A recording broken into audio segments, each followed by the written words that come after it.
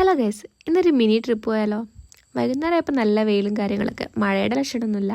അപ്പോൾ എന്തായാലും വീട്ടിലിരിക്കല്ലേ, അപ്പോൾ ചെറിയൊരു ട്രിപ്പ് പോകാൻ വിചാരിച്ചു. വീട്ടിൽ നിന്ന് ഏറെക്കുറെ ഒരു 13 കിലോമീറ്റർ ഉണ്ട്. അപ്പോൾ നമ്മൾ പോണത് അരുപ്പാറ വാട്ടർഫാൾസൊക്കെയാണ്. പോണ വഴി തന്നെ കാണാൻ നല്ല ഭംഗിയുള്ള കുറേ പുഴകളൊക്കെ ഉണ്ട്. ശരിക്കും ഇവിടെ 5 മണിക്ക് ഇത് ക്ലോസ് ആവും. വരുന്ന വഴിക്ക് കുറേ പുഴയൊക്കെ കണ്ട് അവിടെയൊക്കെ നിർത്തി ഫോട്ടോ എടുത്തുകൊണ്ട് അവിടെ എത്താൻ കുറച്ച് ലേറ്റായി. ഒരു 4:40 ആയപ്പോഴേക്കും അവിടെ എത്തി. അതുകൊണ്ട് ഒരുപാട് നേരം അവിടെ നിൽക്കാൻ പറ്റിയില്ല. ഇവിടെ എൻട്രി ഫീസ് വരുന്നത് 10 രൂപയാണ്. അധികം ആൾക്കാരൊന്നും ഉണ്ടായിരുന്നില്ല. ഇനിയിപ്പോൾ സാറ്റർഡേ ഉണ്ടായിരുന്ന അറിയില്ല, സൺഡേ ഒക്കെ ആൾക്കാരുണ്ടാവും മതിയാവും. പിന്നെ വേറൊരു കാര്യം എന്താ വെച്ചാൽ ഇവിടെ വരുന്ന ടൈം ഇതല്ലാന്ന് തോന്നുന്നു.